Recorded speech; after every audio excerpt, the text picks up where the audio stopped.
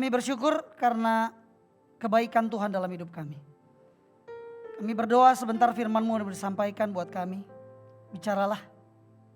Kami umat-Mu siap mendengar. Kami umat-Mu siap dikoreksi. Kami umat-Mu siap untuk ditegur. Untuk bisa menjadi pribadi yang lebih baik dari hari ke hari. Ampuni kalau kami seringkali keras hati. Ampuni kalau kami seringkali gak nurut. Hari ini kami mau fokus. Kami mau biarkan waktu sebentar tidak diganggu oleh kegiatan apapun. Kegiatan rumah tangga, kegiatan bisnis kami. Karena kami percaya bahwa firman-Mu more than enough for us, for our family, for our business. Bicaralah, Roh Kudus terangi hati dan pikiran kami. Kami mau menjadi pelaku firman dalam hidup kami. Makasih Bapa. Makasih Tuhan Yesus. Makasih Roh Kudus. Di dalam nama-Mu kami berdoa, kami mengucap syukur. Yang percaya sama-sama katakan amin. Amin. Oke, bilang kiri kanannya, hari ini ada firman yang luar biasa. Oke, ya. Hari ini saya akan kasih judul True Victory. Kemenangan yang sejati, kemenangan yang sesungguhnya. Ada banyak orang di muka bumi ini yang pengen menang. Ingin menjadi pemenang dalam kehidupan. Ingin menjadi pemenang di dalam segala sesuatu. Tetapi tahukah arti kemenangan yang sejati, kemenangan yang sesungguhnya? Karena seringkali kemenangan, Vin, yang menurut kita ternyata itu beda dengan kemenangan yang Tuhan maksud. Itu sebabnya penting buat kita hari ini untuk sama-sama terbuka dan mulai mengkoreksi diri kita. Jangan-jangan selama ini kemenangan yang kita maksud, kemenangan yang kita mau, kemenangan yang kita raih, ternyata sebenarnya jauh dari apa yang dimaksud oleh Tuhan dengan kemenangan itu sendiri. Nah, kira-kira kalau dipikir-pikir, kemenangan yang seperti apa yang ada di pikiran kita? Kemenangan seperti apa yang lagi kita targetkan untuk kita raih? Kemenangan seperti apa? Itu penting buat kita. Nah, suatu hari Kelvin pernah kasih saran buat Koci. Koci, nonton film Wonder Woman 1984 kalau gak salah. Itu film yang muncul pada saat suasana lagi pandemik. Betul. Terus kemudian saya coba cari dan dapat, karena saya belum berani untuk nonton ke bioskop. Jadi akhirnya saya nonton lah. Dan menarik, ada Wonder Woman waktu itu masih muda, masih remaja. Terus kemudian ada sebuah perlombaan. Dan dia berusaha sedemikian rupa pengen menang ini. Ya, kompetitif sekali. Tapi tahukah saudara, di tengah perjalanan dia mengambil jalan pintas.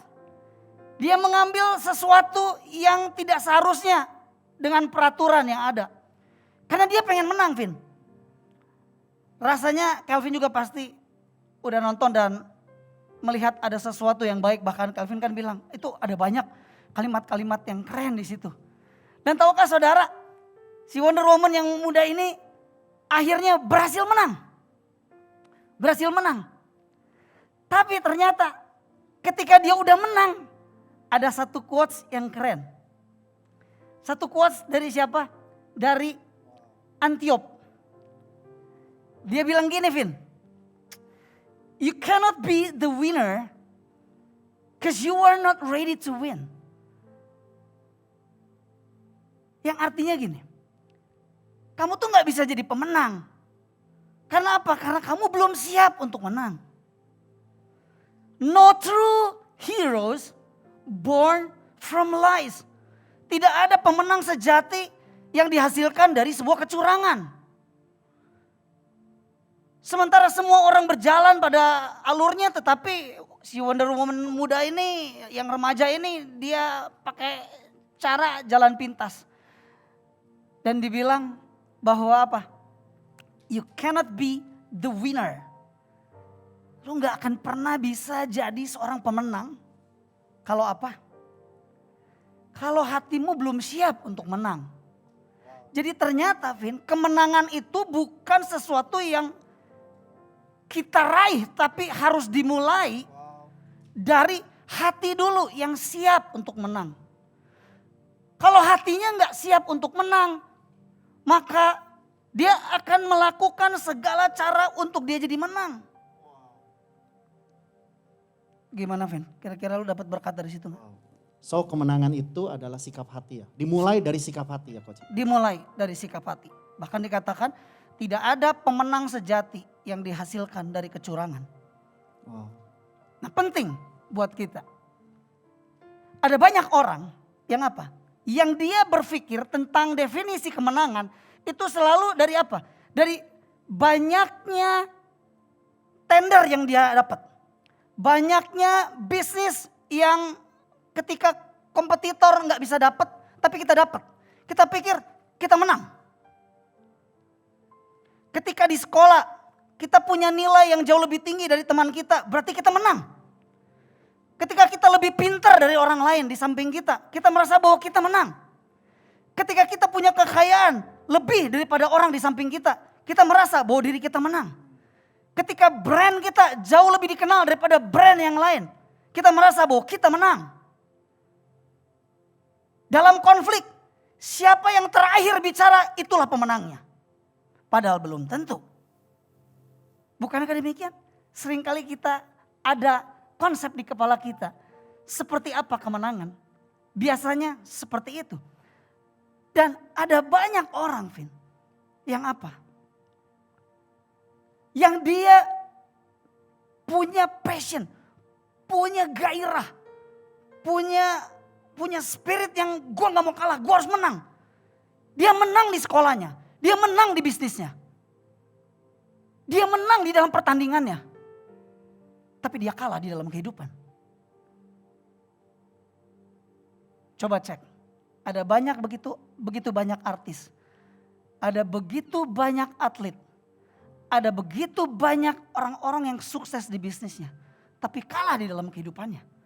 Menang di dalam pertandingannya. Tapi kalah di dalam kehidupan. Menang di dalam omset bisnisnya. Tapi kalah di dalam kehidupan. Apakah itu kemenangan sejati yang Tuhan maksudkan? Tidak. Itu sebabnya. Jangan hanya menjadi pemenang dalam pertandingan. Jadilah pemenang dalam kehidupan.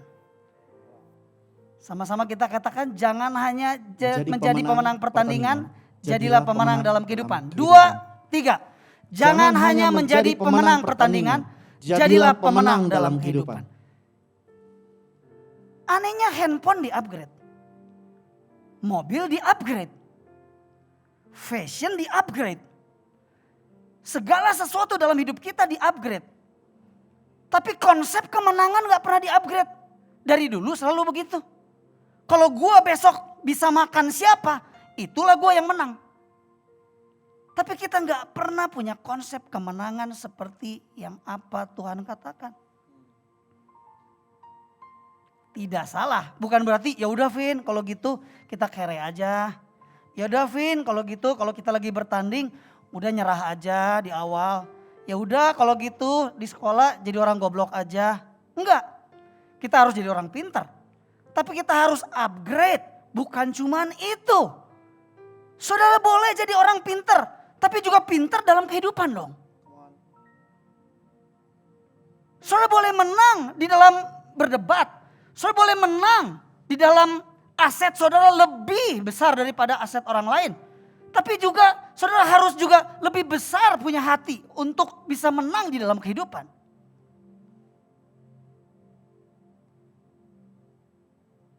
Banyak di antara kita terkecoh. Kita selalu mengejar target-target kemenangan di dunia ini. Tapi lemah sekali. Banyak sekali kita mengalami kekalahan di dalam kehidupan. Nanti saya akan sama-sama ajak setiap kita untuk melihat. Saya akan buktikan begitu banyak orang yang ternyata kalah di dalam kehidupan. Tapi ada juga orang yang menang dalam kehidupan. Ada 3 orang yang punya respon gak bagus dan dia kalah di dalam kehidupan. Tapi ada 4 orang yang punya respon keren di dalam kehidupan. Nanti saya akan sampaikan buat Bapak Ibu Saudara. Tapi dengar baik-baik. Ternyata untuk kita bisa menjadi seorang pemenang di dalam kehidupan, tidak selalu bahwa di dalam kehidupan itu pada saat kita lagi belajar. Karena hidup adalah sebuah pembelajaran. Katakan hidup adalah sebuah pembelajaran. Hidup adalah sebuah pembelajaran. Dan untuk menjadi menang itu gak instan. Untuk jadi seorang pemenang itu perlu proses dalam kehidupan, Vin. Itu sebabnya si Wonder Woman muda tadi diproses. Gak gitu caranya untuk lu menang. Memang lu masuk garis finish, tapi cara lu salah. Bukan seberapa cepat, tapi seberapa tepat.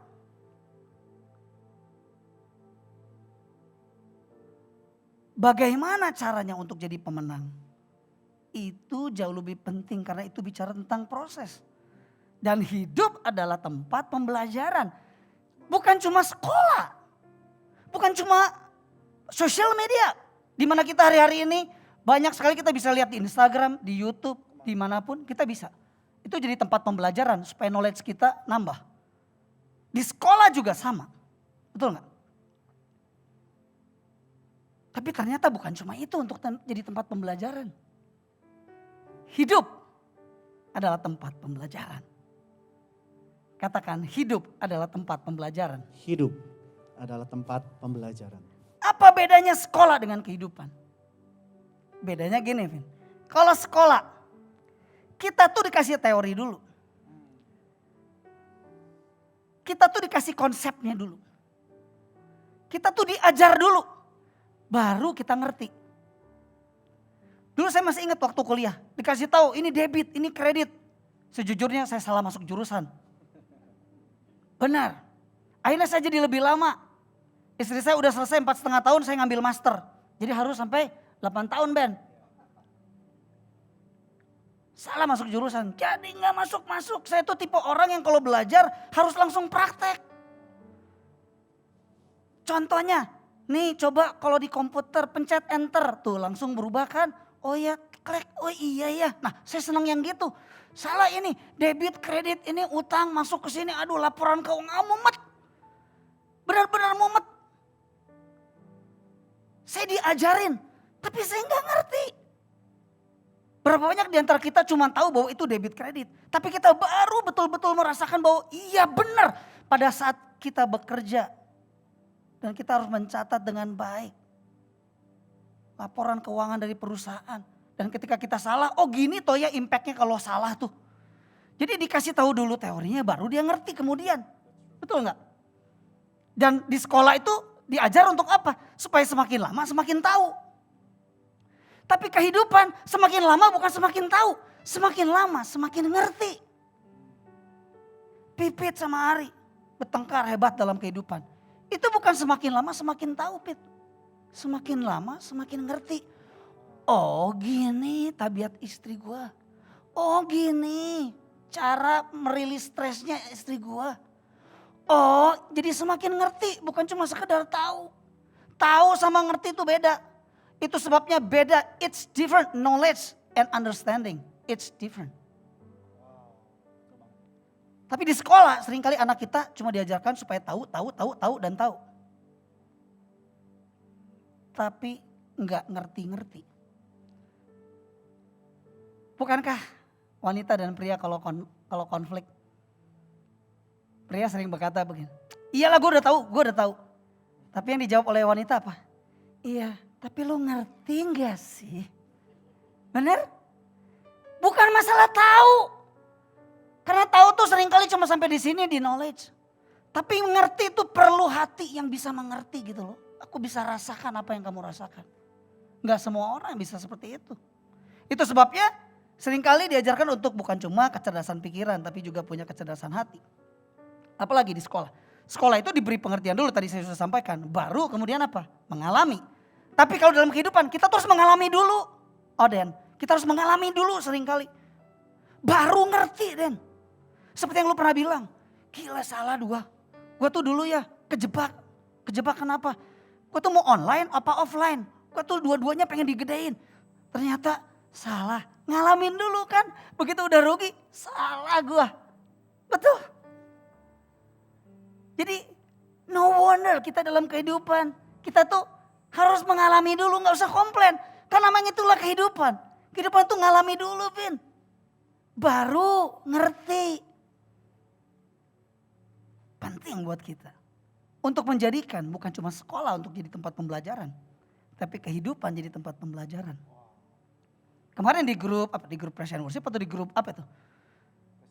Iya, tentang ada orang yang kurang bagus dalam pemahaman sampai kayak yang gak ngerti-ngerti gitu loh. Diajarin gak ngerti-ngerti, itu siapa tuh yang posting tuh waktu itu. Gak ngerti-ngerti, jadi saya tulis. Mohon maaf. Kalau saudara datang ke sekolah belum tentu saudara tuh belajar. Belum tentu. Itu sebabnya jangan menangis ketika engkau gak bisa sekolah. Menangislah kalau engkau gak bisa belajar. Karena ada banyak orang datang ke sekolah bukan untuk belajar kok. Tapi ada orang yang gak bisa sekolah tapi dia belajar. Orang tersebut jauh lebih pintar, jauh lebih baik daripada mereka yang sekolah. Bukankah begitu? So mari kita upgrade dalam kehidupan kita. Supaya kita gak cuma menjadi pemenang di dalam pertandingan. Tapi kita menjadi pemenang di dalam kehidupan. Nah, life is a process. Hidup itu berproses. Untuk jadi pemenang itu perlu proses. Dan gak ada orang yang langsung instan, gak ada. Karena pembelajaran itu gak instan. Orang namanya belajar itu gak langsung bisa. Orang belajar itu perlu proses, ada jatuh bangun di dalam kehidupan. Mungkin ketika di sekolah lebih mudah, ketika 1 ditambah 1 jadi berapa? 2. Lebih mudah. Tapi dalam kehidupan gak semudah itu. Kita perlu yang namanya proses. Dan belajar itu kalau sampai kita gagal, kalau kita kalah, kalau kita salah, itu tuh alamiah. Jadi jangan terlalu jaim. Terkesan kayak gue tuh orang yang gak pernah salah gitu. Kesannya tuh gue gak mau kelihatan sama orang tuh ketahuan kesalahannya di mana. Percayalah bahwa tidak ada seorang pun di muka bumi ini yang tidak pernah berbuat salah. Ini bukan sebuah alasan untuk kita ayo kita buat salah. Enggak. Sebisa mungkin jangan bikin salah. Tapi namanya manusia. Pasti kita pernah berbuat salah. I am your leader. I am your pastor juga pernah buat salah. Tapi pertanyaannya, ketika kita salah, apa respon kita? Itulah yang menentukan apakah saudara jadi pemenang kehidupan atau enggak. Karena ada banyak orang yang dia menang di dalam pertandingan, begitu pulang ke rumah dia kalah dalam kehidupan. Dia menang di dalam kompetisi, tapi kalah di dalam keluarganya. Nah, penting buat kita untuk hari ini mengetahui kira-kira Tuhan, tegur saya Tuhan. Kasih tahu saya kira-kira apa yang salah dalam hidup saya. Mau belajar terbuka gak, Vin? Belajar terbuka. Tahu kira-kira Tuhan mau ngajar apa. Karena yang jauh lebih penting buat kita, bukan pada saat kita bikin salah, Vin. Kan tadi udah dibilang, waktu kita bikin salah itu alamiah. Waktu kita bikin salah itu ada proses di mana nggak ada yang instan. Waktu kita bikin salah, kekalahan itu adalah sesuatu yang lumrah. Karena apa? Namanya manusia. Pasti nggak ada yang nggak pernah bikin kesalahan. Itu sebabnya apa? Yang jauh lebih penting adalah apa? Bukan saat kita melakukan kesalahan. Tapi respon kita pada saat kita melakukan kesalahan. Sama-sama kita baca 2, 3. Yang jauh lebih penting bukanlah saat kita melakukan kesalahan. Tetapi respon kita saat kesalahan terjadi. Itu jauh lebih penting. Karena toh kita semua udah tahu bahwa setiap manusia pasti akan pernah bikin salah. Tapi responnya apa? Ada 3 orang, Vin. Yang 3 orang ini ternyata dia bikin salah. Tapi responnya salah. Udah bikin salah, responnya salah. Harusnya udah bikin salah, responnya benar dong. Supaya dari minus ada plusnya dong. Jangan minus tambah lagi dengan minus. Minus ditambah minus, ya minus dong. Betul nggak? Yang pertama adalah Kain. Waktu Kain membunuh Habel di Kejadian pasal yang keempat ayat yang ke-9. Ketika Kain membunuh Habel, apa yang terjadi? Tuhan tanya, Kain, di mana Habel adikmu? Gila. Kain bohong. Dia bilang apa? Am I a brother keeper? Apakah saya ini penjaga adikku? Gua nggak tahu. Firman Tuhan kepada Kain, di mana Habel adikmu itu? Jawabnya, aku nggak tahu. I don't know. Berapa banyak di antara kita, ketika kita melakukan kesalahan, terus kita bohong. Udah jelas salah, tapi masih bohong. Gila itu namanya. Dan lari dari tanggung jawab. Bukan gue yang tanggung jawab buat adik gue dong. Am I a brother keeper? Gila.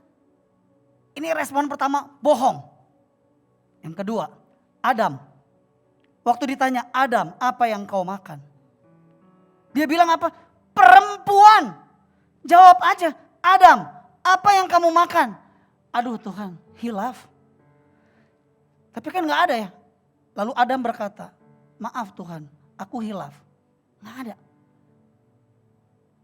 Adam, apa yang kau makan? Itu buah yang Tuhan bilang jangan. Aku makan itu. Jawabannya harusnya itu. Ini enggak. Perempuan. Dimulai dengan kata perempuan. Siapa di sini yang perempuan? Perempuan yang kau tempatkan di sisiku. Itu dia. Dialah yang memberi dari buah pohon itu kepadaku. Makanya gua makan. Respon kedua, menyalahkan orang lain. Siapa di tempat ini yang kalau udah ketahuan salah tapi nyalahin orang lain? Itu kenapa pintu gak dikunci? Itu tuh sebenarnya ya. Kan udah ngomong sama si Mbak ya. Nah ini kan udah jelas ini. Kalau udah kayak begini udah jelas. Spiritnya tidak mau disalahkan dan dia maunya menyalahkan orang lain. Raja Uzia. Seorang raja yang terkenal di Israel. Oke. Di 2 Tawarikh 26 ayat yang ke-19. Dia raja, dia punya otoritas. Tapi dia melanggar aturan Tuhan. Bahwa membakar korban itu bukan tugas raja. Membakar korban itu tugas imam. Tapi dia merasa gue udah powerful man. Gue yang bakar man. Dia lakukan itu. Dan Imam Azaria, dia melihat apa yang dilakukan si Raja Uzia. Dan kemudian ada 80 imam lain yang tegas di situ dikatakan. Dia tegur loh. Uzia, apa yang kamu lakukan? Lu gak boleh. Firman Tuhan bilang, tetapi Uzia dengan bokor ukupan di tangannya untuk dibakar menjadi marah. Berapa banyak di antara kita yang udah tahu dia salah. Tapi responnya bukannya mengakui tapi marah. Berapa banyak di antara kita? Pertama tadi apa Vin? Bohong. Dan lari dari tanggung jawab. Yang kedua, menyalahkan orang lain. Yang ketiga, marah. Siapa di tempat ini? Siapa di antara kita yang mendengar firman ini? Udah tahu salah. Tapi responnya salah. Tebus kesalahanmu dengan respon yang benar. Saya berdoa. Saya berharap Bapak, Ibu, Saudara jadi pribadi yang mau belajar untuk menerima kepada dirinya bahwa dirinya adalah salah. Artinya begini, poin nomor 1 Vin. Apa yang disebut dengan true victory? Kemenangan yang sesungguhnya. Kemenangan yang sejati adalah ketika dia berani jujur terhadap dirinya, dan terhadap orang lain. Itu sebabnya kasih judul honesty, kejujuran. Berani gak kita jujur? Ada orang yang berani jujur kepada dirinya tapi gak berani jujur sama orang lain. Begitu terjadi dia gini, gila gue salah. Tapi padahal kesalahan itu terjadi dengan orang lain. Ketika salah dengan orang lain. Ketika anggota keluarga menegur kita. Dad salah dad, enggak kayak gitu. Tuhan gak mungkin kirim seseorang untuk menegurmu kalau hidupmu gak salah. Itu gak mungkin. Tuhan gak pernah iseng. Kalau dia kirim seseorang untuk menegurmu, Vin, artinya ada sesuatu yang salah dengan hidupmu. Tapi apa yang terjadi? Seringkali kan kita gini. Jujur terhadap diri sendiri, iya gue salah. Tapi dia gak mengakui kesalahan di depan orang lain. Wow, gak mudah. Anda boleh pintar sekolahnya. Tapi dalam urusan ini, apakah Anda pintar? Sorry, Anda gak pintar. Anda bodoh. Anda tahu Anda salah. Tapi Anda responnya salah. Anda tahu bahwa Anda telah melakukan sebuah kebodohan di dalam hidup. Tapi responmu bodoh. Apakah itu kemenangan yang sesungguhnya? Kemenangan ketika di hadapan orang kelihatan bahwa gue gak salah. Padahal lu salah. Udah jelas. Kenapa enggak belajar jujur? Bukan cuma pada diri sendiri. Tapi juga belajar jujur pada orang lain. Itu sebabnya dalam mendidik anak saya kasih tahu. Kay, ingat Kay. Kamu sadar bahwa kamu salah? Iya Dad, aku salah. Oke, kalau salah harus apa? Harus say sorry. Harus minta maaf. Ternyata mengakui kesalahan dan minta maaf. Itu adalah hal yang sangat sulit dalam kehidupan manusia. Dan ternyata Vin. Di kepala kita. Pada saat kita tahu kita salah. Terus kita coba untuk enggak mengakui. Tapi kita diam. Terus kemudian enggak mau meresponi kesalahan tersebut dengan pengakuan dan minta maaf. Ternyata kita sedang terjebak pada suatu kondisi di mana kita sedang membenarkan kesalahan kita sendiri. Artinya kalau kita enggak mengakui secara jujur kepada diri kita sendiri dan kepada orang lain. Artinya kita sedang membenarkan kesalahan itu di kepala kita. Kesalahan itu beres kalau diakui. Kesalahan itu gak akan beres kalau saudara gak mengakuinya. Itu sebabnya beda. Dosa, kesalahan gak bisa diselesaikan dengan perbuatan baik. Percaya. Ketika seorang anak berbohong, ketika seorang anak mencuri. Terus kemudian papanya tahu bahwa anaknya mencuri. Dan anaknya coba tutupi dengan apa? Dengan papi baca koran dulu. Ini papi anduk biar mandi dulu. Ini papi aku bikinin kopi. Dia coba tutup dengan perbuatan baik. Tetapi setiap kali papinya bilang, sayang tadi papa buka lemari. Nah, papi aku dapat nilai baik loh. Anda boleh tutupi dengan perbuatan baik Anda. Tapi tidak ada kesalahan yang beres kalau tidak diakui. Itu sebabnya dosa selesai hanya dengan diakui. Firman Tuhan bilang apa di sini? Siapa menyembunyikan pelanggarannya tidak akan beruntung. Tutupi aja terus. Sembunyikan semua pelanggaranmu. Gak usah diakui. Tuhan bilang hidupmu gak akan beruntung. Saya gak mau mengaitkan apakah itu dengan berkat tiba-tiba dapat kangtau atau enggak. Saya gak ke situ lari. Tapi lihat hidupmu. Karena firman Tuhan bilang siapa menyembunyikan pelanggarannya tidak akan beruntung. Tetapi siapa mengakuinya dan meninggalkannya. Mengakuinya dan meninggalkannya, Vin. Dikatakan apa? Akan disayang. Kelvin pengen disayang gak, Vin? Kalau salah, udah, Vin. Kita belajar, Vin. Warren, Nathan, Vincent, kumpul. Papa mau minta maaf ya. Papa tadi salah. Keren. Orang bilang, jangan. Gengsi. Engkau gede hulu, nanti besar kepala itu anak. Enggak. Mau ikut cara dunia, prinsip dunia, atau prinsip firman? Kalau prinsip firman, salah, akui kesalahan. Udah janji gak ditepati, akui kesalahan.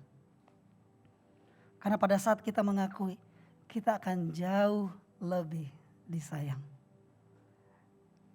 Dapat berkata Pak Vin dari sini, Vin. So, salah satu cara untuk kita bisa keluar dari lingkaran, dari jebakan kehidupan yang tadi Sobat Coach sampaikan, untuk kita bisa mendapatkan kemenangan yang sejati dalam hidup itu adalah dengan mengakui dan meninggalkannya. Kejujuran is a true victory. Ingat baik-baik. Berani mengakui kesalahan adalah bentuk dari sebuah kejujuran. Sekali lagi, berani mengakui kesalahan adalah bentuk sebuah kejujuran. Ketika Anda tidak berani mengakui kesalahan, Anda sedang tidak jujur. Betul? Anda sedang menyimpan sesuatu. Anda sedang menyimpan pelanggaranmu. Anda sedang menyimpan sesuatu yang busuk dalam hidupmu. Tapi biar tetap kelihatan keren di depan orang lain. Wow. Itu sebabnya punya prinsip ini. Jangan membenarkan yang biasa. Biasakan yang benar. Sekali lagi saya ulang, jangan membenarkan yang biasa. Biasakan yang benar. Katakan sama-sama, 2, 3. Jangan membenarkan yang biasa, tapi biasakan yang benar.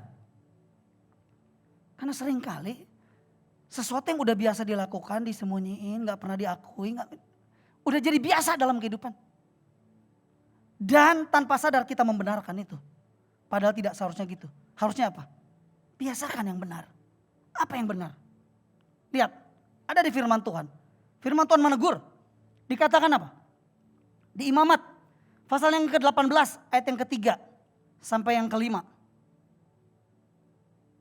Imamat 18 ayat yang ke-3 sampai yang ke-5. Coba bacakan, Vin. Oke. Janganlah kamu berbuat seperti yang diperbuat orang di tanah Mesir, juga di tanah Kanaan. Janganlah kamu hidup menurut kebiasaan mereka. Janganlah kamu hidup menurut kebiasaan mereka. Kamu harus lakukan peraturanku dan harus berpegang pada ketetapanku. Peraturanku, ketetapanku. Dengan hidup menurut semuanya itu. Dengan hidup menurut semuanya itu. Artinya apa? Menurut peraturan dan ketetapan Tuhan. Akulah Tuhan Allahmu. Sesungguhnya kamu harus berpegang pada ketetapanku dan peraturanku. Orang yang melakukannya akan hidup karenanya. Akulah Tuhan. Yes. Orang yang melakukannya akan hidup karenanya. Artinya hiduplah menurut ketetapan dan peraturan Tuhan. Kebiasaannya, biasa, gak mengakui kesalahan, biasa. Gak minta maaf, biasa. Enggak, Tuhan bilang belajar mengakui. Karena mengakui kesalahan kita adalah bentuk dari kejujuran. Dan that is a true victory. Sebenarnya saudara sedang menang dalam kehidupan. Berapa banyak kita kalah di dalam kehidupan. Kita menang di dalam aset, kita menang dalam kekayaan, kita menang dalam kepintaran. Tapi urusan yang kayak gini, mohon maaf, masih banyak di antara kita, even saya pun harus masih terus belajar. I learned something from Brian.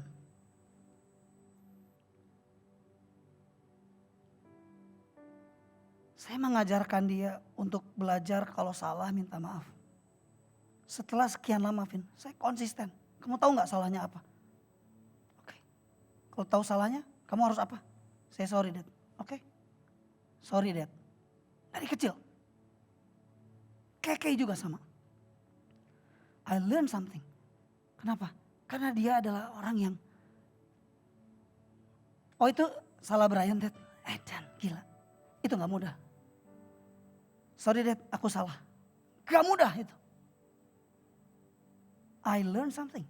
Even sometimes dalam kehidupan, dia jauh lebih menang daripada saya. Saya udah tahu prinsip, udah tahu ini. Seringkali saya kelihatan gak mau kalah sama anak saya. Karena saya pegang prinsip ini. Tapi anak saya juga punya prinsip juga. Dan kemudian kita harus saling mengasah, mempertajam. Dan sejujurnya, dengar baik-baik. Sejujurnya saya harus mengakui bahwa saya dalam hal tertentu pada saat waktu lagi mempertajam. saya salah. Tapi saya gengsi untuk minta maaf. Gila ya, gua nih ngajarin sama anak gua untuk belajar minta maaf. Tapi guanya gak belajar. Dari situ saya harus belajar. Sorry Brian, I learn something. Ternyata itu gak mudah, itu mahal. Saya mau mengajak setiap kita, ayo belajar. Nah, ada 4 orang yang punya respon yang keren pada saat dia melakukan kesalahan. Yang pertama adalah Daud. Anda tahu kisahnya Daud? Daud berzina dengan Batsheba. Oke. Terus kemudian dia merekayasa sebuah skenario ya. Dibikin skenario konspirasi gimana caranya supaya suaminya ini dia mati di medan laga. Dan kalau bisa ditutupi pelanggarannya dengan cara supaya suaminya itu berhubungan dengan Batsheba. Supaya kalau sampai nanti ngelain anak itu hamilnya bukan karena gua. Padahal dia yang melakukannya. Wow, itu kejahatan besar. Dan dia ditegur oleh Nabi Nathan. Dan tahu apa yang terjadi, Vin? Di 2 Samuel 12 ayat 13. Dia bilang apa? Aku sudah berdosa kepada Tuhan. Di depan siapa? Di depan Nabi. Di depan ada saksinya. Dia enggak bilang dalam hati, gue ada dosa nih sama Tuhan. Enggak cuma itu. Tapi dia berani mengungkapkannya, dia berani menyatakannya. Yunus ketika disuruh pergi ke Niniwe. Tapi dia kabur ke Tarsis. Karena dia enggak mau ke sana. Dan tiba-tiba terjadi sesuatu. Di kapalnya. Dan semua udah hampir mati.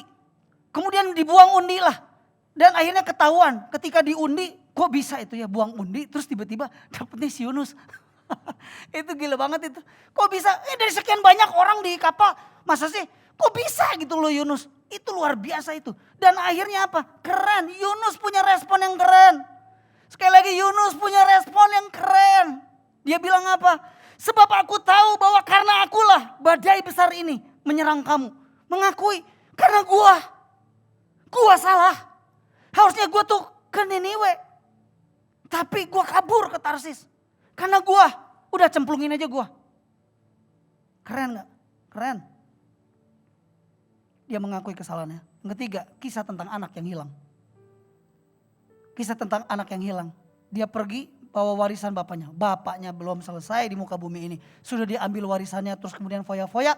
Sampai dia lari dari rumah papi ke kandang babi. Sometimes memang kita harus mengalami apa namanya kandang babi. Supaya tahu betapa nikmatnya sebenarnya dulu di rumah papi. Antara babi dan papi cuma beda B. Berapa banyak di antara kita yang hari ini sedang ada di kandang babi. Pulanglah ke rumah papi. Dan pada saat dia udah gak punya apa-apa lagi, dia mau makan. Sampai harus makan ampas babi. Padahal dia harusnya disediakan facility sama papi. Tapi hari ini dia harus bersama dengan babi bukan dengan papi.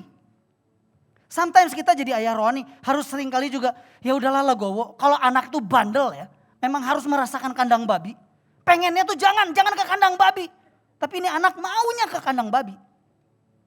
Supaya dia sadar, karena sering kali orang tuh harus nubruk dulu di kepala. Baru gila gue tuh nyesel banget, kenapa gue tuh kayak gini.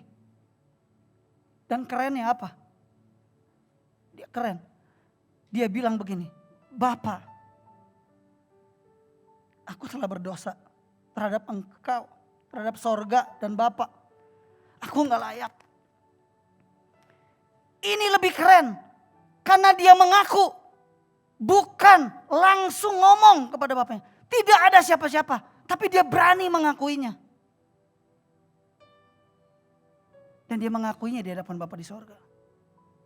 Keren. Keren. Tidak perlu ada tekanan. Ada orang-orang yang menegur. Terus kemudian oke, gue salah. Enggak. Sadar sendiri. Gue salah. Dan dia bilang sama Bapak, aku telah berdosa kepada Bapak. Keren respon dari si bungsu. Berikutnya apa? Paulus. Dia telah membunuh banyak orang-orang. Pengikut-pengikut Kristus dibunuh. Tapi di jalan tiba-tiba ada sinar. Dan dia berkata di 1 Timotius 1 ayat 15. Dia berkata apa? Dia berkata, akulah yang paling berdosa. berani gak mengakui? Ini semua gua yang salah. Gila. Top man. Itu keren. Berapa banyak di antara kita hari ini? Kita ada di poin ini. Kita lemah di sini, kita selalu kalah di sini. Saya mengetuk pintu hati saudara. Mari, buka pintu hati saudara. Saya biasa poin 1, poin 2, poin 3 lalu kita doa. Sekarang saya mau rubah. Poin 1 selesai, kita doa dulu. Saya mau berdoa buat orang-orang yang sampai hari ini selalu berusaha untuk kelihatan gak salah di hadapan orang, padahal salah. Maukah engkau bersama-sama merendahkan diri? Berubah. Saya mau berdoa sebentar. Siapapun. Mungkin ketika ini direkam dan kemudian nanti ada yang nonton. Di antara saudara, ada beberapa, bahkan banyak yang pernah melakukan ini. Kau lari dari kesalahanmu. Kau berbohong. Kau lari dari tanggung jawab. Engkau menyalahkan orang lain. Come on. Enggak begitu. Enggak begitu. Tuhan enggak minta itu. Karena kemenangan yang sesungguhnya bukan seperti itu. Bahkan ketika engkau tahu engkau salah, ditegur, malah engkau marah. Hamba berdoa. Buat siapapun yang hari ini yang sedang berjuang di area ini. Hamba berdoa supaya mereka boleh menjadi pemenang dalam kehidupan. Bukan hanya pemenang di dalam tender, di dalam bisnis, di dalam sekolah, di dalam kompetisi, dalam pertandingan. Berdoa, anugerah-Mu Tuhan. Berani mengakui kesalahan adalah sebuah bentuk kejujuran. Dan Tuhan suka dengan orang-orang yang jujur. Hamba lepaskan buat mereka yang hari ini mendengar dan mau meresponi firman Tuhan. Di dalam nama Tuhan Yesus, kami berdoa mengucap syukur. Amin. Poin kedua. What is a true victory? Humility, kerendahan hati itu adalah a true victory. Kok bisa sih? Bisa, Vin. Firman Tuhan bilang apa? Filipi 2 ayat yang ke-8. Dan dalam keadaan sebagai manusia, ia telah merendahkan dirinya. Taat sampai mati. Bahkan sampai mati di kayu salib. Luar biasa. Tuhan jadi manusia aja itu udah penurunan. Betul gak? Saudara orang kaya raya tapi saudara gak pakai facility yang diberikan bisnis kelas, gak dipakai. Tapi saudara pakai yang biasa aja. Itu penurunan. Kan facility. Gila, saya salut loh. Bapak Presiden Jokowi itu sebagai pemimpin dia punya hak pakai facility kepresidenannya untuk pergi ke Singapura, untuk datang ke graduation dari anaknya. Tapi dia enggak, tapi dia pakai maskapai biasa dan duduk bukan di kelas bisnis tapi di kelas ekonomi. Tuhan jadi manusia itu sebuah penurunan.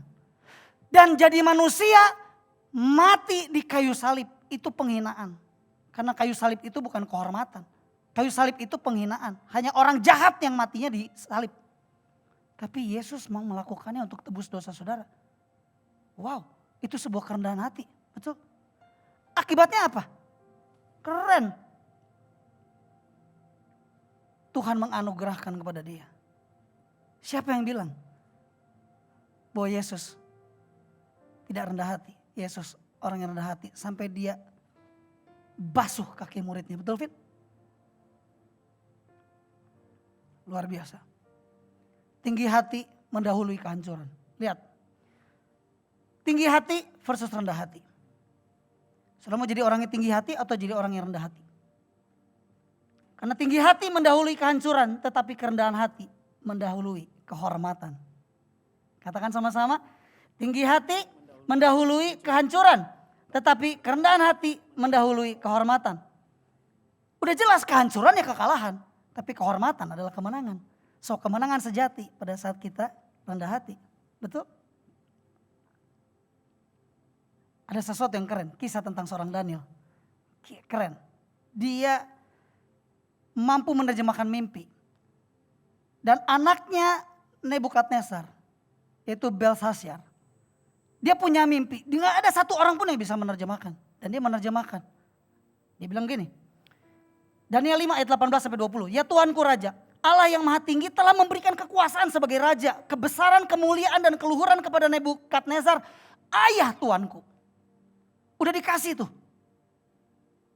Dan oleh karena kebesaran yang telah diberikannya kepadamu itu, maka takut dan gentarlah terhadap dia orang-orang dari segala bangsa dan segala bahasa. Dan saking luar biasanya ini raja, dan tahu apa yang terjadi? Dibunuhnya lah siapa yang dikehendakinya, dan dibiarkannya hidup siapa yang dikehendakinya. Ditinggikannya siapa yang dikehendakinya, direndahkannya siapa yang dikehendakinya. Seenaknya aja. Karena dia punya kemasyhuran, dia punya kejayaan, dia punya otoritas, dia punya apa saja. Tapi dengar baik-baik, di Daniel 5 ayat yang ke-20 dikatakan, ketika ia menjadi tinggi hati, dengar baik-baik, ketika ia menjadi tinggi hati dan keras kepala, sehingga berlaku terlalu angkuh, maka ia dijatuhkan dari tahta. Ini adalah sebuah kekalahan, bos. Betul?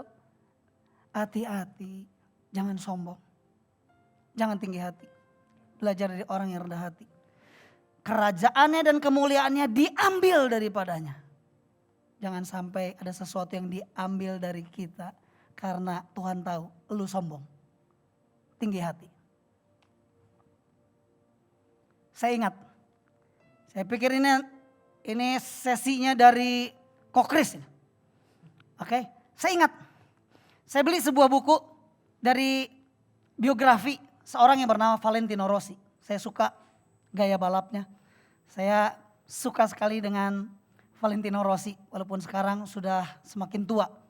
Tapi ingat, ada sebuah kisah yang menarik dari seorang Valentino Rossi dan Honda.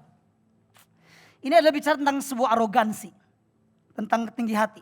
Pada akhir musim 2003, Honda telah mengklaim bahwa berkat motornya lah para pembalap termasuk Valentino Rossi bisa menjadi juara dunia MotoGP. Dari 2001 sampai 2003, Rossi itu pakai motor Honda, terus jadi juara.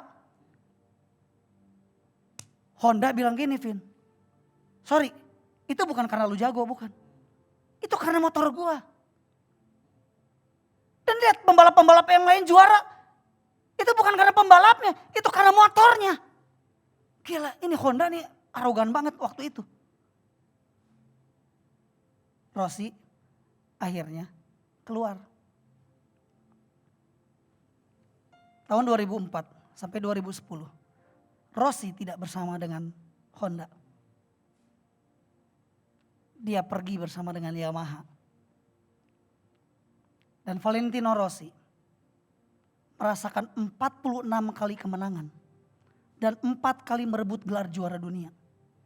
Mungkin itu kenapa ditulis dia nomornya 46, karena dia 46 kali kemenangan bersama dengan Yamaha. Pada saat Honda, bahasa Sunda ngalegeg, bahasa kerennya pride, sombong, arrogance. Gila, lu pikir lu? Bukan, motor gua ini yang keren.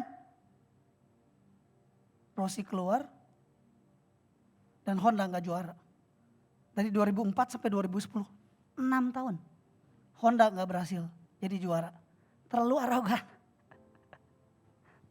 Hati-hati saudara dengan tinggi hati. Tapi apa yang terjadi berikutnya? Ini juga menarik. Gila itu. Luar biasa. Valentino Rossi udah juara nih di tahun 2010. Ya, 2004 sampai 2010 kan dia 4 kali gelar juara dunia. Luar biasa. Rossi bilang begini, aku ingin menunjukkan. Ini Rossinya juga belum sembuh ini. Gue pengen nunjukin ya. Sama ini semua nih motor-motor semua yang merasa katanya gara-gara motornya gue jadi juara. Gue kasih tunjuk ya. Gue udah juara 4 kali, 6 musim bersama dengan Yamaha. Oke. Dari 2004 sampai 2010 tadi. Sekarang gue keluar dari Yamaha. Dan dia bilang gini, aku ingin menunjukkan bahwa faktor pembalap itu jauh lebih penting daripada motornya. Aku ingin menepis segala keraguan seputar kemampuanku. Karena mulai lagi ada orang bilang begini, Itu kan karena Yamaha-nya keren dia. Dia gak mau kalah sama Honda. Makanya Yamaha-nya dikerenin. Panas lah dia si Rossi ini. Dia jatuh ke dosa yang sama dengan Honda. Lalu dia bilang gini, gua keluar. Gua ke Ducati. Gua akan tunjukin bahwa sekalipun di Ducati motor yang saat itu pada tahun itu gak ada apa-apanya dibanding dengan Yamaha dan Honda. Saya akan tunjukkan karena faktor pembalap nih. Dia bawa teknisinya bernama Jeremy Burgess. Luar biasa. Jeremy Burgess pun ngomong begini. Ya saya cuma butuh sekitar 80 detik saja untuk membereskan motor Ducati. Ini mah cuma masalah sederhana. Edan. Lu orang setting motor untuk balap dia bilang gue mah cukup 80 detik aja. Sekitar 80 detik lah. Gila loh. Rossinya arogansi. Wah karena di atas angin tuh udah juara terus tuh. Gue tunjukin gue pakai Ducati. Dengar baik-baik. Hasilnya apa? Selama 2 musim di Ducati. Dari 2011 sampai 2012. Valentino Rossi tidak pernah menjadi juara sekalipun. Dan ia akhirnya keluar dari Ducati. Dan mengalami penurunan bayaran. Demi kepindahannya ke tim Yamaha. Di tahun 2013. Wow. Arogansi bos. Ingat. Pride comes before the falls. Amsal pasal yang ke-16 ayat yang ke-18. Bahwa kesombongan mendahului kejatuhan. Sebelum Anda jatuh, dimulai dari kesombongan. So, kemenangan yang sesungguhnya adalah yang pertama, honesty. Yang kedua apa, Vin? Humility. Saya berdoa, Vin, jadi orang yang humility, Vin. Pipit, jadi pribadi yang humility. Oden, sebelum di SWN nanti diangkat sama Tuhan, tetap jadi orang yang rendah hati, Den. Oke? Enggak, semua karena Tuhan. Saya punya sebuah ilustrasi. Ilustrasi ini sederhana. Ada gelas dan ada ini kemasan 1 liter air. Sengaja saya copotin supaya enggak lagi mempromosikan merek. Tapi dengar baik-baik. Elvin boleh pegang ini ya Vin, boleh dibuka Vin. Gini saudara ya. Ini isi air, ini kosong. Kalau saudara taruh gelas ini, posisinya di atas. Gimana caranya ini dari sini ke sini? Kalau saudara tinggi hati, saudara menempatkan pride saudara. Ada di posisi ini lebih tinggi. Maka akan sulit sekali dari sini. Mau ke sini. Berkat ini mau dialirkan jadi sulit. Gimana caranya? Anda perlu banyak sekali alat. Alat enggak aja enggak langsung, harus pakai mesin. Atau harus disedot dulu, baru repot. Tapi lihat baik-baik. Kalau saya ini menempatkan dirinya lebih rendah, maka lihat. Air ini akan mengalir dengan baik. Stop it.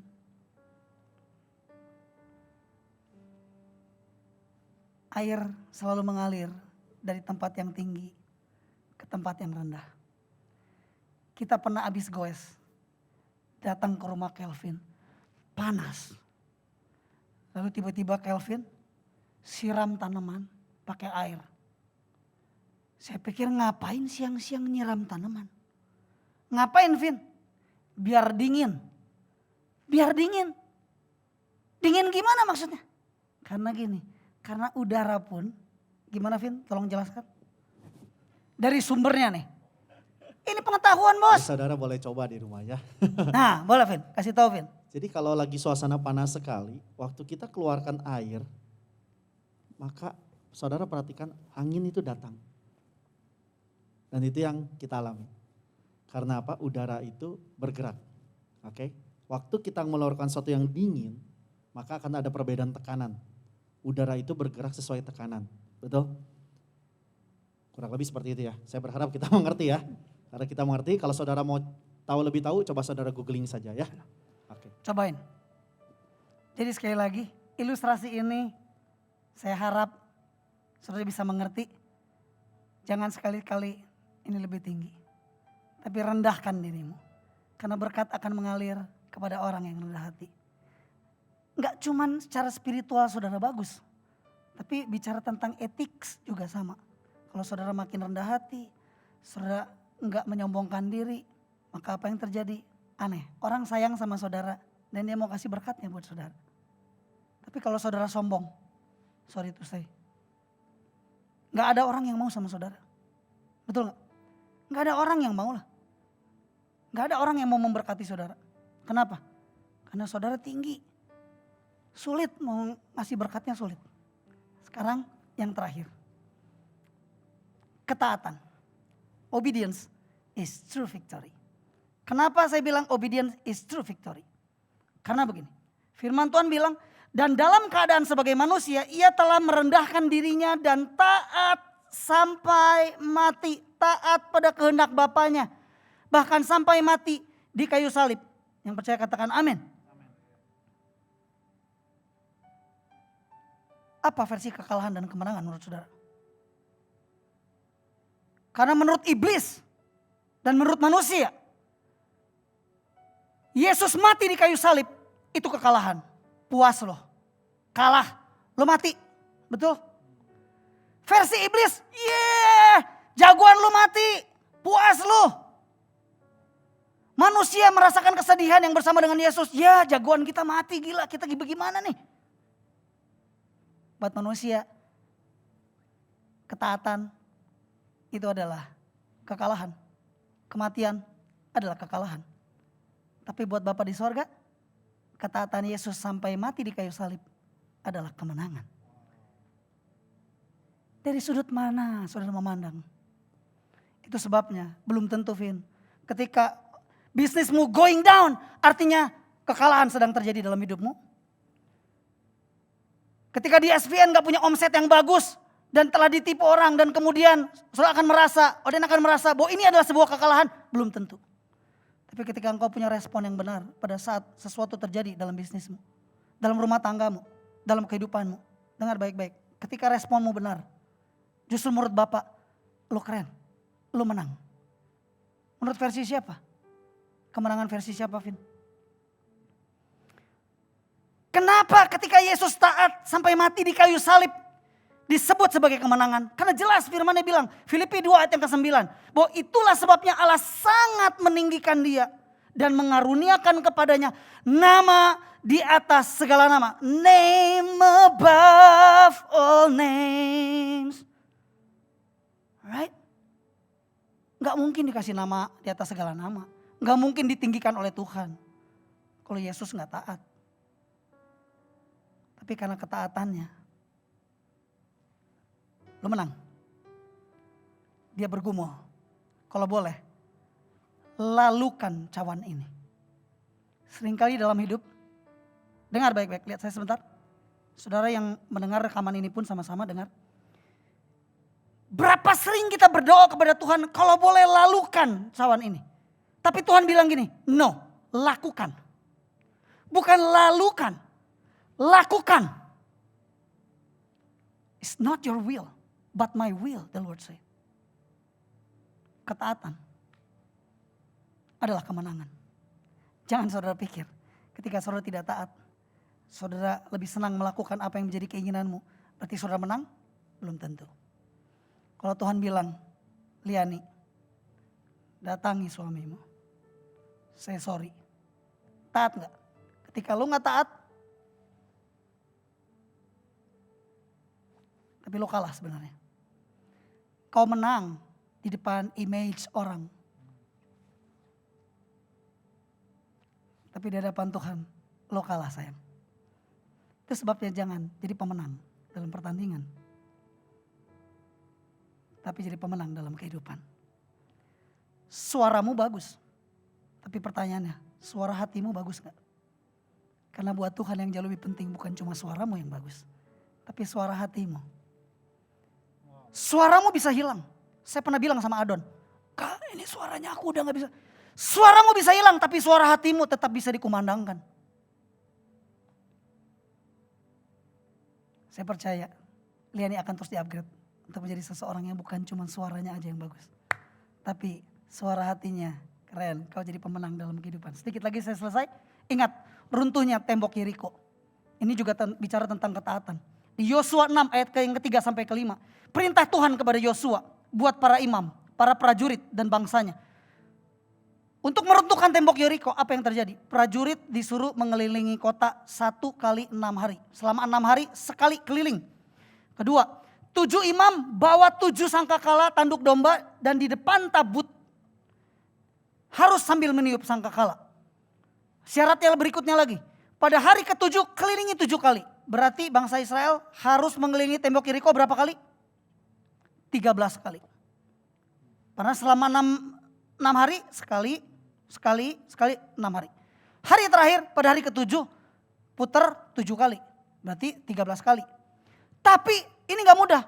Ini strategi model apa perang model begini? Karena dibilang begini. Jika suara sangkakala panjang bunyinya seluruh bangsa bersorak dengan nyaring dan memanjat tembok. Prajurit harus berjalan di depan tabut tersebut. Imam harus di belakang. Gak boleh ketukar, gak boleh. Bangsa ini harus puasa bicara. Puasa bersuara, gak boleh tuh. Kebayang, mau perang cuman mengelilingi doang. Dan gak ada suaranya. Cuma suara sangkakala. Tetet. Cuma gitu doang. Ini strategi perang apa? Orang di atas Yeriko udah mau mana, udah pakai tombak, udah apa. Ngapain kelalang keliling. Tapi emang disuruhnya itu, mau taat gak? Doesn't make sense. Gak masuk di akal. Tapi mau obey gak? Mau taat gak? Sebelum tembok itu hancur, dimulai dari ketaatan. Itu sebabnya ketaatan adalah kemenangan. Jadi saya tidak panjangkan. Saya selesai. Saya ingin mengajak setiap kita Jemaat United punya 3 konsep kemenangan yang sesungguhnya. True victory. Yang pertama apa Kelvin? Honesty. Kedua, Humility. humility. Yang ketiga, Obedience. obedience. Saya nggak panjangkan. Dapat berkat apa Vin dari sini Vin? Wow. Berapa banyak kita percaya dalam hidup ini kita ingin menang? Angkat tangan. Saudara yakin bahwa kemenangan adalah kehendak Tuhan? Rasul Paulus katakan bahwa hidup kita seperti pertandingan. Tetapi ingat, if you run to win, but not for compete others. Kemarin Coach, pulang dari pertemuan kita, Tuhan bawa saya dalam sebuah sesuatu yang terjadi di masyarakat hari-hari ini. Tahukah saudara ada fenomena yang terjadi dalam masyarakat kita hari-hari ini? Bernama FOMO. Pernah dengar Coach? Apa itu? The fear of missing out. Seringkali orang ada terjadi dalam kecemasan, anxiety yang berlebihan. Cuman dikarenakan ada sebuah kecemasan ketika dia browsing tenggelam di dalam sosial media. Dan dia mulai lihat, aduh rekan saya lagi senang-senang liburan. Aduh orang ini hidupnya bagus, saya sedangkan hari ini gimana? Dan itu mempengaruhi kehidupan kita. Dan masalahnya Coach, itu yang hari-hari ini terjadi dalam masyarakat kita. Seringkali kalau orang berpikir ada seseorang punya kehidupan yang bagus dan kita enggak, kita berasa berpikir kita kalah Coach. Tapi dari message pagi hari ini, saudara, dapat sesuatu, nanti kita akan bicara FOMO mungkin di pertemuan yang lainnya. Yes. Tapi hari ini Coach telah dengan sangat baik. Kita boleh memaknai kemenangan di dalam kehidupan ini dengan sudut pandangnya lebih mendalam, sudut pandangnya lebih berbeda. Amin. So, saya percaya kita ingin menang, yes? Kita lakukan 3 hal ini, oke? Mari kita tunduk sejenak. Yang mau meresponi firman Tuhan, bangkit berdiri. Yang ada di Arkana. Jiwaku terbuka untuk-Mu Tuhan. Selidiki, nyatakan segala perkara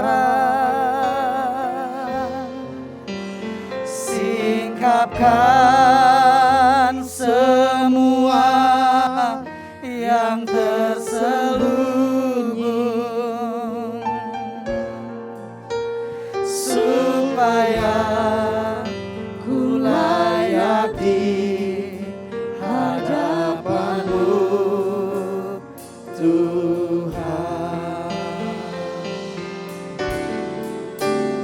Jiwaku terbuka untuk-Mu, Tuhan. Mari kita terbuka di hadapan Tuhan. Berapa banyak di antara kita nggak berani jujur dengan diri sendiri, segala perkara, nggak berani jujur di hadapan orang lain bahwa dirinya salah. singkapkan Dengar baik-baik, mereka yang menyembunyikan pelanggarannya tidak akan beruntung. Tetapi orang yang mengakui dan meninggalkannya akan lebih disayang. Kalau pilihan saudara ingin lebih disayang, mari belajar mengakui kesalahanmu. Hampiri anakmu, hampiri suamimu, istrimu, pemimpinmu, jemaatmu. Kalau engkau sebagai pemimpin engkau salah, datang hampiri mereka, minta maaf kepada mereka. Engkau tidak akan kehilangan muka. Justru engkau akan memperoleh respect. Engkau akan memperoleh rasa sayang. Jangan keraskan hatimu.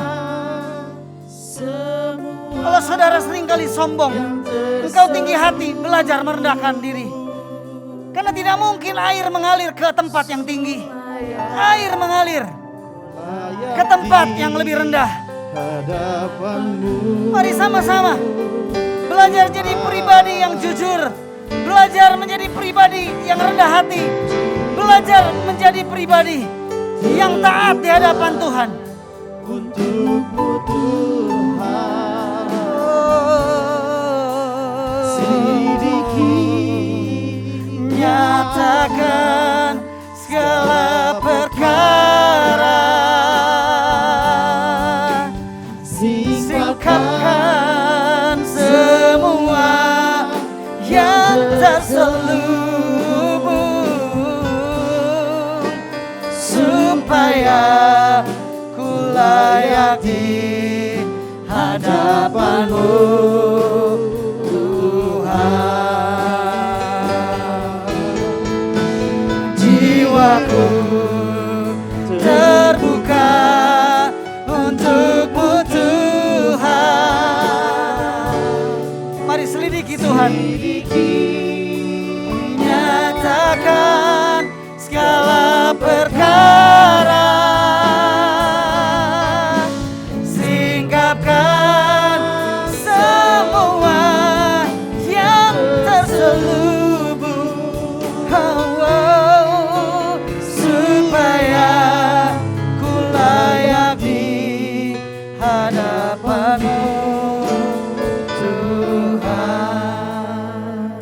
Yang mau meresponi firman Tuhan, mari ikuti doa saya. Tuhan Yesus, pagi hari ini terima kasih buat firman-Mu. terima kasih buat firman. Aku mau menghidupi Aku mau menghidupi kemenangan yang sesungguhnya, kemenangan yang sesungguhnya, kemenangan yang sejati, kemenangan yang sejati, bukan versi manusia, bukan versi manusia, tapi versimu Tuhan. tapi versimu. Aku mau menjadi pribadi yang berani jujur. Aku mau menjadi pribadi yang lebih jujur. Aku mau menjadi pribadi yang rendah hati. Aku mau menjadi pribadi yang lebih rendah. Aku mau menjadi pribadi yang mau taat kepadamu. Aku mau menjadi pribadi yang lebih taat kepadamu. Sekalipun tidak sesuai dengan rencanaku, Sekalipun tidak sesuai dengan rencana. sekalipun tidak sesuai dengan apa yang aku anggap baik, Sekalipun tidak sesuai dengan apa yang aku anggap baik. aku mau belajar taat. Aku mau belajar. Aku mau belajar percaya, Mau belajar karena rencanamu jauh lebih baik daripada rencanaku. jauh lebih baik daripada rencana. Terima kasih Bapak. Terima kasih. Terima kasih Tuhan Yesus. Terima kasih. Di dalam namamu Dalam nama kami berdoa. Kami mengucap syukur. Yang percaya sama-sama katakan amin. Savior, He can move the mountains. My God is mighty to save. He is mighty to save. Forever, author of salvation. He rose and conquered the grave. Jesus conquered the grave.